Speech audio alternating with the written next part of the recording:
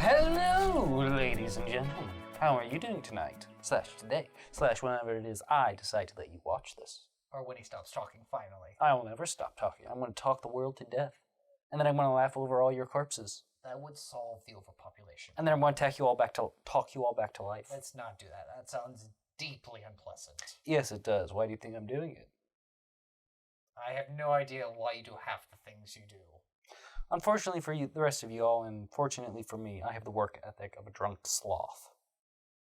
So it'll That's be a a very while. accurate way to describe it. So it'll be a while, which is why it's taken us so long to do this review. This review is coming 3 months after we read the book. We're really bad at this, people. Only slightly. I prefer to think of us as taking our time to make sure we get it just right. More of just wrong. Hey, whatever gets the most views. Yes, whatever gets the most reviews. We're going to get reviews on our review. And then we're going to review those reviews. And it's going to be a circle of death. Yeah, and we're just going to keep finding it for views. And then eventually endless we're going to content. Yes. It'll be beautiful. And then we'll eventually just get banned from YouTube for mouthing. All the cool kids are banned from YouTube. Yes. You're basically not cool if you're not banned from YouTube. Anyway, before we deviate into insanity, we are reviewing a book today, though you already knew that. Because you're wise and intelligent and by far the we most... have no track record of ever reviewing books before, so it's quite marvelous that you knew this. Yes. Regardless, we are reviewing a book by the name of Norlyska Groans, which is just absolute mouthful, but an absolute grandiose title. And it actually suited the book really well. Yes. Because it was one of my favorite parts of when I figured out why the book was named that. And so Norlyska is a noir Russian late 19th century, no, not late 18th century, early 19th century. Basically World War I. World War I city. And it is... the book is glorious at immersing you in the setting, from the cold to the brutal drudgery of what it was like to actually live in that time period. Yeah, it's not like, oh, look, pretty snow. It's like I'm reading the book, it's like, oh my god, this place sounds horrible to live in. And it's just, it's dirt. There's dirt everywhere. There's not one moment where it's like, oh, this is a kind of a pretty scene or a moment of quiet. No, it's soot and char and the ever-groaning of wood and machines that are in the distant parts of the city. And so that alone is a pretty cool way for it to do it. But the way the author brings that out is that Norlyska groans, the city groans in the book before something is about to happen or something is happening. It's the city is going through growing pains as it transitions. I'm like, that was such a cool way to use the sound and make the city feel alive. Yeah. And it was such a perfect title. But jumping back to the immersion of it, the book immerses you from page 1, chapter 1. Yes. And so you are started in the book in this cold winter slaughterhouse, and you have your main character carrying like 100 something pounds of frozen meat so that he'll hang it up on a hook and start to carve it. And there's a work. It is disgusting, it is stinking, and it is dangerous. And within the first couple of pages, somebody gets mutilated because their clothes got caught in the saw. The ties on their apron were a little too long. So they get caught in the saw and they're dragged into this butcher machine and basically just bleed out within the first chapter of the book. It is that kind of brutal of the book, and it's throughout the entirety of the book. And that's part of why the book is so immersive on every level, from the world building to the character work to the plot work.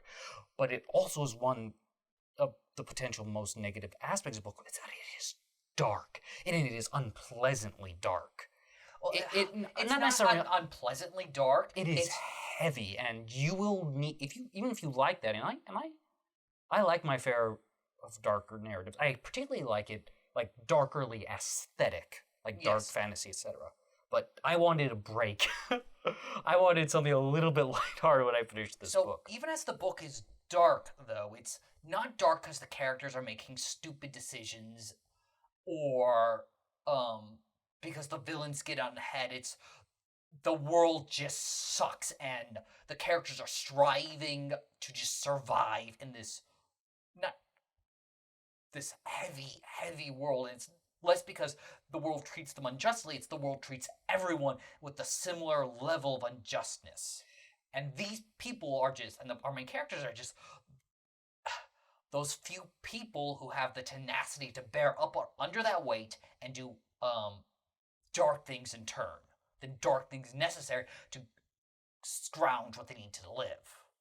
And so even as they are doing things that in a normal book would almost turn them into villains or make them deeply dislikable, they still come out as the protagonists because they are doing what's necessary. And it's not just that they're doing their necessary. These are your two main characters are some of the most emotionally and motivationally complex characters I have read in a long time. Because it's not just touched on the complexity, you really get a grasp of how conflicted and emotionally complex these characters are. And it's like the characters just themselves aren't emotionally complex. No, they're emotionally complex because of the relationships they have in the book. It's like Katyushka, more commonly known as Kat. It's one of her major she has a boyfriend who she's in an illegitimate marriage with. Or they're not married, but they're living together. And as such, her father is kind of cast her out because of this, right? And yet, her boyfriend is deeply manipulative and entirely self-oriented, to the extent that her opening chapter is her getting up in the frigid cold of the morning to stock the fire, and then she is worried that when he wakes up, because she forgot that she woke up a little late, and he's gonna have to wake up in the cold, and he's gonna be angry at her because she did not start the fire. She did not get up earlier enough to stock the fire. Basically, the fire went out in the night, and that is just one of the reasons why she is deeply motivated, because the interest isn't in her, it's in her relationship on top of her own incredibly nuanced and complicated character and motivation. how they affect one another, because her boyfriend is not a huge part of the book. He's a complete secondary character, almost entirely existing as a reference for Katyushka and how Katyushka's character is displayed and grows throughout the book. And you add into this the magic system. I'm not entirely sure we're ready to get into the magic system just yet. This is an incredibly complicated book with so many things worth talking about. But even though we say complicated, the book is extremely well handled on every level. It is impeccably well handled, from explaining how the magic system works to the layer of the characters. There's not one moment where the author delves into exposition per se, and the book slows down. No, it is all incredibly well handled. Yes, impeccably is a great way to describe it. It's basically one of the top 5 books we've read, right? At least from self-published authors. Well, no, it's just flat out one of the most impeccably constructed books on every level. Yes, not my favorite book ever. Mostly because it's incredibly dark. Yes. But it's really hard to say, okay, there's a more well-written book off the top of my head. One of them is, of course, The Name of the Wind, right?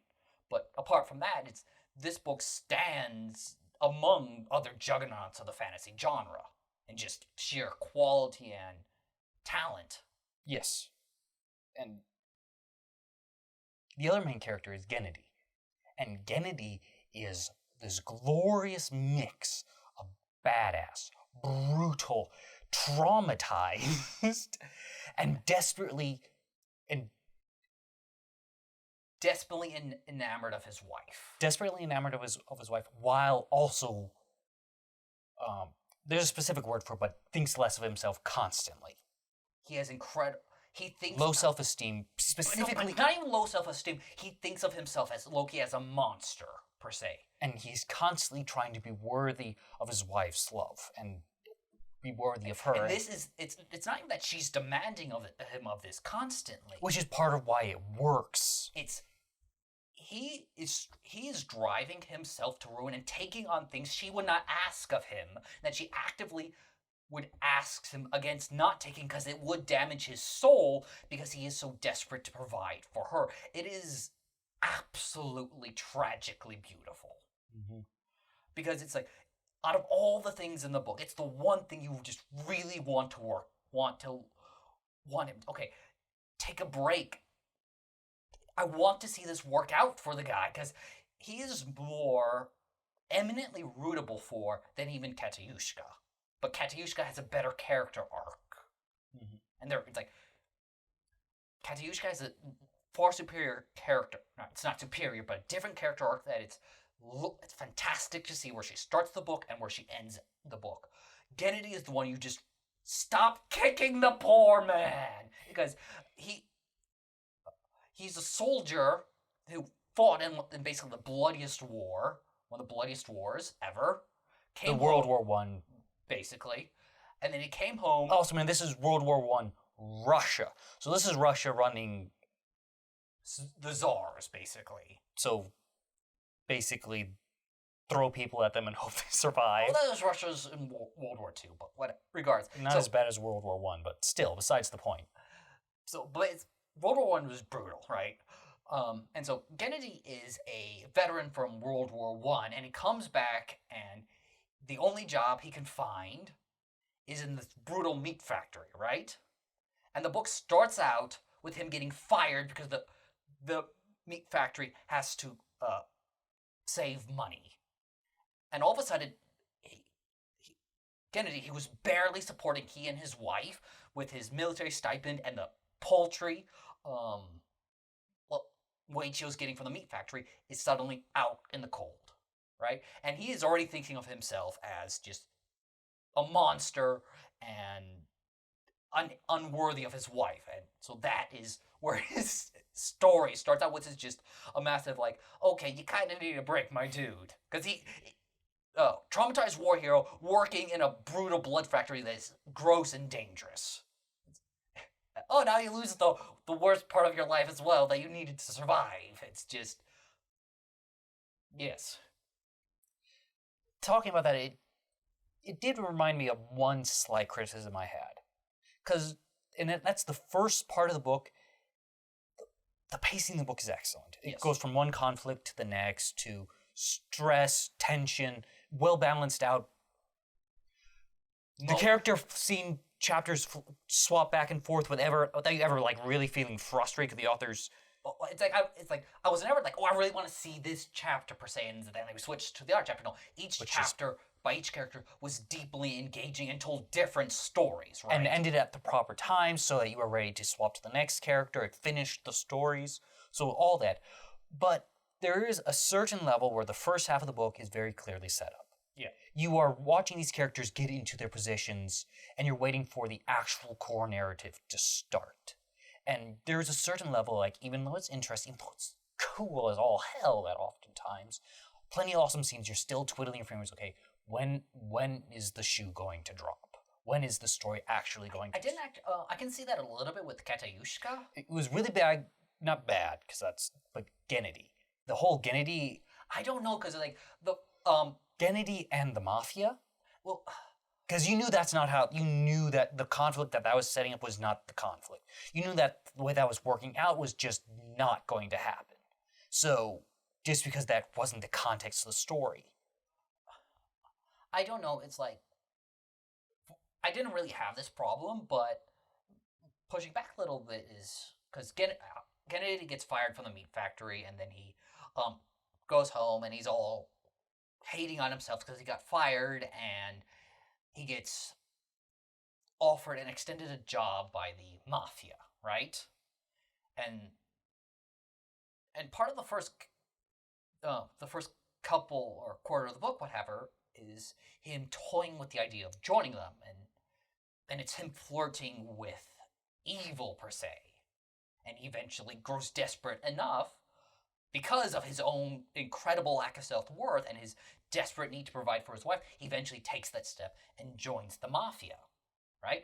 And so, yes, that was set up, but it was also set up of him flirting with taking that slow descent into the sacrifice of his soul, which is already an incredibly brutalized thing because, they went to war in one of the bloodiest wars ever.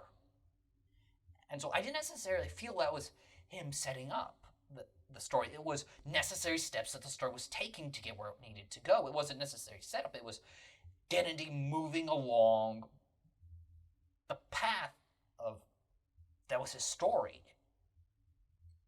And the part that I feel like was that there was no way he was ever going to permanently join the mafia. That was not the conclusion to his story. It was not at all, him joining the mafia was not at all related to the larger events that were very much being teased with Katyushka's book. And so you were just waiting for Gennady to finish his narrative with the mafia, because even his personal journey with the mafia wasn't going to be the conclusion of his personal journey at all. It wasn't even like a step in it. Okay, so I will admit that Gennady's story does not feed well into at least at first, does not feed well into the major or the overarching narrative. The most it does at first is introduce a character that ends up being more important to Katyushka than it does it in his own narrative. And it does catalyze him meeting Katyushka and then progressing the story forward. And I don't want to go any further to it just because the actual plot line are very important, complex. Once again, it's an excellently let's flop over and just discuss Katyushka's story a little. Yes, horrifying and gross and terrifying. Katyushka, we may want to. Her story is so deeply centered on the magic. We may want to give them Okay. Yes. Magic. Basically, one of my favorite original magic systems ever. Very simple, massive utility. Incredibly simple, but with no end to what can actually be used. It can be used for per se. Yes, and the author maximizes the value of this magic system spectacularly. In every chapter, and he uses it well. It's like it is basically the best part of the book, and it's what the author did most impeccably out of things he did absolutely fantastically. Well, I would have done the setting. I like the magic. I like the magic more than the setting because he used the magic well. He used it consistently. It affected the characters. The characters played around with it. He used this magic system in every possible way that you would want a magic system to be used. It wasn't. They didn't just talk about it. They talked about it. They used it. It affected this character. It affected other characters. It caused ripples in the story. It had tangible presence, and it had interactivity with the characters. And the magic system is they can transplant emotions and memories and personalities. Types. And the personality types are what's really important. And they do it via stones, and so but you possess the memories only while you're wearing the stones. And that's really important. And the memories you make while you're wearing the stones stay in the stones. So you have these people who hand out stones, and they basically build you an entire new personality to assign for your flaws and push away elements that they don't want. So the way that this is a complicated magic system, but the way the stones work is black scientists will take the personality trait, say bravery, out of a soldier, right? And the soldier loses that bravery, and they'll then put that bravery into a stone, right? They put the stone on a collar, and then they can then put that collar on a coward's neck. And then all of a sudden that coward becomes brave and courageous, right? But it's not just for bravery. They can take cowardice. For instance, they could take the cowardice from the coward, and give it to the soldier to temper his hot-headedness. Or they can take fatherly affection, motherly care, disdain for authority. Basically, any kind of emotional or thought process they want, they can take it from one person and transplant it into another. And it gets more interesting because they can do it with animals as well. And this was one of the interesting parts about the wars, because they would take these feral animals and put it into soldiers to make them savage. It just goes to show the versatility the author found in the magic system. And so what this allows you to do is you, and you obviously have various levels of courage you can take. Like, for whatever reason, on a scale of 1 to 5 courage, right? And you can take just a level 1 courage to give someone just that little boost they need to ask the girl out or what have you. And then you add in a little bit of caution, and basically you make a potion, which is brew of these emotions and characteristics and thought processes. You combine all these stones into a color that you then give to someone and basically make them into the perfect being that they can be. Now, Katyushka, who is the other main character, is quiet, shy, and non-combative. Like I said, she has an quietly abusive, emotionally abusive and manipulative boyfriend. And so she just takes it because her character she thinks she's lucky to have him, and she's there to support him, and just if they just hold out long enough until the money starts coming in as he gets a lawyer's job, then they'll all be good, and they'll get married, and they'll be a happy life. And so she is constantly getting manipulated and abused by this boyfriend because she is a very mouse-like personality. Yes. And so the catalyst for her story is that she takes a government job, thinking as a secretary to try and provide for more money so they can get outside of their dump they're living in sooner. But it turns out that it's not a secretary work. She becomes sort of more the first female police officer. They're basically trying to see if women can work in the police force. Yes, and part of this is that then she gets sent to someone who assigns her various stones and builds her a personality so that she can investigate something. And he also gives her stones full of memories, and they are the memories of a police officer who was murdered while investigating the mafia. Okay, quick timeout. So, what happens when you put on the stones and your personality changes, right? And the stones absorb all the memories you make during that day. So then you remove the stones, and your personality shifts, right? You lose all the added courage and disrespect for authority, basically anything that the stones gave to you. And you return to basically your base personality. More importantly, you lose all the memories that you made during that day. Yeah. And so Katyushka gets memory stones from a police officer who was investigating the mafia. And the police officer was murdered, and this is where her story starts coming out, because police officers that were murdered and stuff like that, their stones are supposed to be taken out of commission. And then this is sort of how her plot starts building, as you have stuff that doesn't make sense, you have her trying to reconcile basically living 2 different lives. One of which cannot remember the other, because it's kind of described as at home, Katyushka, basically her, when she's not wearing the stones, can remember nothing of her day, of Katyushka, who's the police officer who's wearing these personality-altering stones. Yeah, but one of the kickers is she doesn't know what personality she's wearing. She doesn't know what the brewmaster put on her, so part of that is her trying to figure out what he added to her. And as the readers trying to figure out how he's manipulating because of course he's manipulating her. That's what you do with the stones. That's his job. And so throughout the entire book, the author does it once again beautifully. Just these little ever so subtle things are ticking you off as that doesn't make sense. This feels a little bit off. This is a bit skeevy. And what's really nice about it is that authors do this a lot. They go, okay, foreshadowing something off here. Huzzah! It's like, your character should notice that. Characters are willfully blind a lot. They're not willfully blind in this book. And part of it is because they are being emotionally brewed. But it's like the tidbits are so tiny. You only really see it because you are outside and you know you're reading a story. And you're looking for their tidbits because you know they're there. Some of the tidbits are so subtle that it actually takes you 3/4 of the book to actually realize that the author is building up towards something. So once again, the author is doing a really good job here. And none of it's overstated, but it's all there. Yes, and it's one of those things, like, looking back is like, oh, I can see what's going on here. And he'll give you the information, just not the key to figure it out. So that when you get the key later on, then you look back at the information and go, oh yes, that totally makes sense. But it's not make sense. Like, oh, that was obvious. No, it makes sense. Oh, he did that really well. And I know why she didn't figure it out, because I didn't figure it out either. But I don't want to get too spoilers because, like, basically, once again, the climax for the book and the reveal is really well handled. Yeah, and character work, progression, all of it is excellent.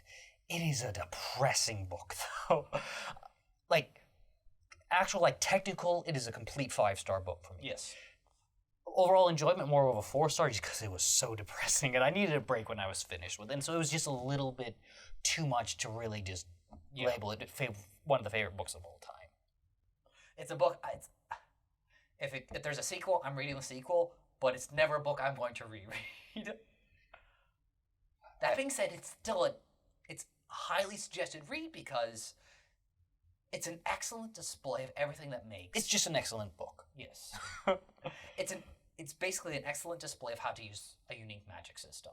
Better even than Brandon Sanderson was saying a lot. Because, let's put it like this. Every time you turn around, the magic system is sitting right in your face, being used. Often in ways that you would not anticipate. Yeah. It is in every single chapter of the book. And it doesn't get old. And it's a unique magic system. Yes. It is. I've not read anything else. Like, the closest you get is, like, actual, like, mind control manipulation, which is completely different ballpark. Yes. And the way it's used in the stories. And so, again, just excellent book on every level. Highly recommended. It's basically what those we recommend highest. Anything else? No. I think we got everything we could. All right. I was mildly surprised at how well we actually translated that book. It goes to show how actually decent the book is. Yeah. We can stop singing praise about it. I was about to try to praise... This book is so good. Not that I'd ever sing for you people. Goodbye. Au revoir. You have abandoned us to misery and cruelty. We will never forgive you. Okay. Fairly well, our future friends.